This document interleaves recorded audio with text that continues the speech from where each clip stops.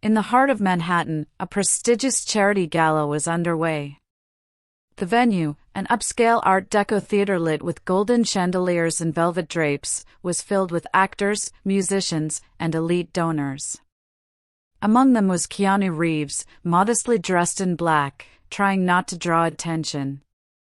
But something, or rather, someone, would soon pull him into the spotlight in a way he never expected.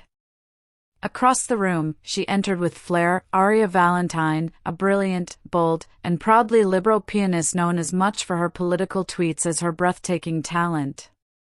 Dressed in a crimson gown, she radiated confidence. She took her seat at the grand piano, fingers dancing effortlessly over the keys. As the crowd applauded, her eyes locked on Keanu's. She smirked. After her performance, Aria walked straight to Keanu. "I hear you're a man of many talents. Care to prove it on the piano?" she teased, sarcasm dripping from her voice. People chuckled nervously.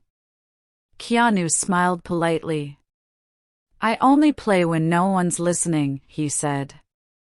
"Oh, come on," Aria replied. "Scared a liberal girl might outplay you?" With quiet grace, Keanu walked to the piano.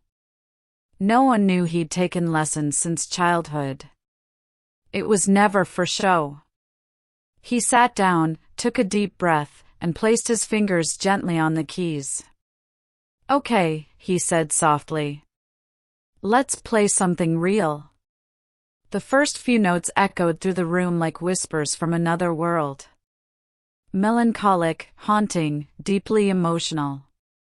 It was Chopin, but infused with something raw and personal. The room fell into stunned silence. Aria's smirk faded, replaced by something deeper, curiosity. When he finished, Aria applauded slowly, a smile curling at the edges of her lips. "Impressive," she said. "Now let's see how you handle jazz." She sat down beside him, and suddenly, the duel was on. Her fingers moved like liquid fire, fast, chaotic, beautiful. Instead of backing off, Keanu joined in. Their styles clashed, her jazz fire against his classical storm, but somehow merged into harmony. Notes layered over one another in wild crescendos. The room transformed from a polite gala into a spontaneous concert. The audience erupted in applause. Some recorded on phones, others just watched in awe. This wasn't just music, it was a collision of worlds. Hollywood's most mysterious star and a fiery activist musician, playing as one. Aria looked over at him, and for once, had no witty comeback. Later, away from the crowd, Aria approached Keanu. "You surprised me," she admitted. "I thought you'd crash and burn." He smiled. "I'm used to being underestimated." She nodded. "You don't talk politics, do you?" He chuckled. "I talk music. It's louder." She opened up. "I've spent years pushing people to listen, to fight. But tonight, I realize sometimes silence and beauty speak louder." Keanu nodded, not to agree, but to acknowledge. "There's power in restraint," he said. "And honesty in music." Backstage, Aria looked at the piano in silence. For the first time in years, she didn't feel the need to prove herself. He didn't argue. He played, she whispered. Music had done what debate never could, create mutual respect without a word of politics. Within 24 hours, the moment went viral. Keanu and the pianist trended on social media. Some praised the music. Others debated politics.